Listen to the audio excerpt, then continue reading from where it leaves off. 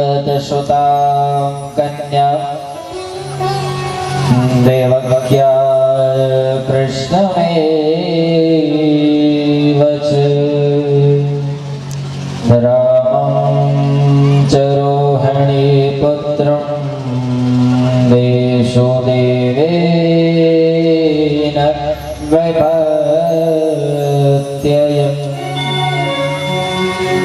कहने लगे कि अरे कंस, कि तेरे हाथों से जो योग माया रूपी कन्या छोटी थी ना, वह यशोदा की कन्या थी, और जो यशोदा का लाल है वही तेरा काल है। इस प्रकार की बातें सुनकर कंस अपने ब्याह से तुरंत तलवार निकालता हुआ कहता है कि मैं तुरंत जाकर के वसुदेव को मार दूंगा, उसने मेरे सामने झूठ बोला है। कंस से नारद जी कहने लगे कि देखो, तुम्हारी दुश्मनी तो किसी और से है, तुम्हारा दुश्मन तो वसुदेव नहीं है, उसे व्यर्थ में मार क्यों करना है?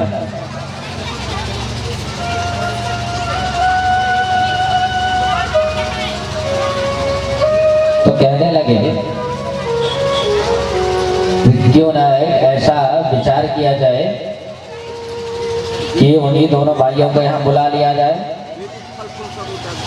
नारद जी कहने लगे कि तुम जितने छोटे छोटे 58-54 दैत्य भेजते हो, एक एक करके नंद का लाला और उसका भाई उसे मारते जाते हैं, कितनी बार तुम ऐसा करो? नारद जी ने कहा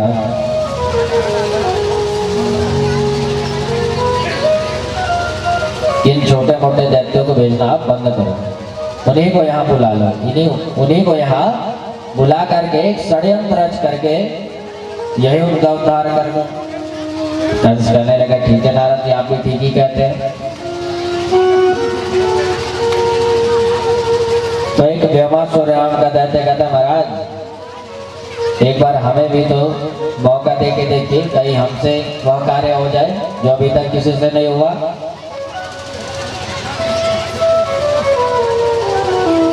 एक व्योमासुर नाम का दैत्य पुनः एक बार बैल का रूप धारण करके जाता है और कन्हैया ने एक ही मुक्के में उसका गोविंदाय नमो नमः।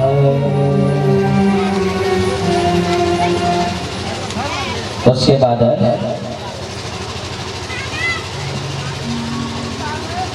कंस ने अक्रूर जी को बुलाया।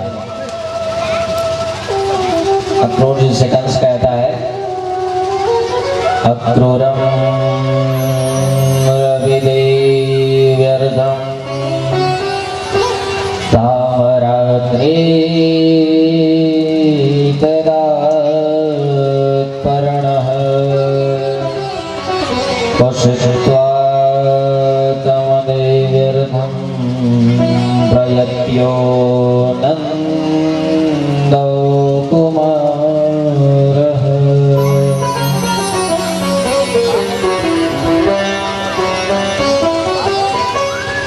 क्रूर से कहते हैं कि अरे क्रूर, तुम नंदग्राम जाओ और वहां से नंद के दोनों कुमारों को लेकर के आओ। क्रूर जी को सारी षड्यंत्र की बातें कंस ने समझा दी। क्रूर जी आगे चलने लगे और मन में विचार करने लगे सखो वृष्टम परयेकै राम कृष्णो दृष्ट्यान नरोत्तमः लेभे मनोरथे कृष्णं सर्वपानार्थमभिगम्य च। अक्रूर जी अपने मन में ऐसा विचार करने लगे कि मेरे कितने जन्मों के पुण्य उदय हुए होंगे कि मैं आज जाकर के उन बाल गोपाल कृष्ण कन्हैया लाल का मैं दर्शन करूं। अनेक प्रकार की वेदनाएं अपने मन में लिए हुए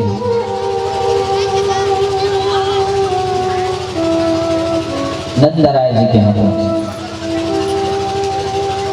तब तक वहां कन्हैया जी नहीं पहुंच रहे। कन्हैया जी गौ चरण करके जैसे ही घर पर आए और आकर के अब क्रूर जी को देखते हैं, आकर के उनको प्रणाम करते हैं, यथोचित उनका पूजन करते हैं। भोजन इत्यादि के बाद कन्हैया कहते हैं, चाचा जी अब बताइए आपके आने का यहाँ प्रयोजन क्या है? तो क्रूर जी कहते हैं कि प्रभु आप तो अंतर्यामी हैं, आपको सब कुछ पता है, लेकिन एक अज्ञानी की भांति आप मुझसे यह पूछ रहे हैं। लेकिन फिर भी मैं आपको बता दूं कि कंस ने आपको मुझे यहाँ एक षड्यंत्र सुना करके यहाँ भेजा है और आपको मेला दिखाने के बहाने आपका वध करना चाहता है। कन्हैया कहने लगे मेरे भक्तों कि वो सब तो ठीक है, लेकिन इस षड्यंत्र वाली जो बातें हैं वह आप किसी के सामने मत कहिए। क्रोध जी कहने लगे कि जैसी आपके आज्ञा प्रभु। कन्हैया जी दौड़ते दौड़ते नंदराय जी के पास कहते हैं कि बाबा हमें मेला देखने जाना है। नंदराय जी कहने लगे देख कान्हा, तुझे तो पता है कि मैं तुझे कभी अकेले भेजूंगा नहीं। तो कन्हैया कहते हैं कि आप भी चलो हमारे साथ। कहने ठीक है। प्रातः काल होता है, प्रातः काल होते ही क्रूर जी कन्हैया जी को लेकर के ब्रज यात्रा के लिए चलने लगे, मथुरा की तरफ बढ़ने लगे। सुखदेव जी महाराज कहते हैं पृष्ठोयं भगवता सर्व वर्णमाया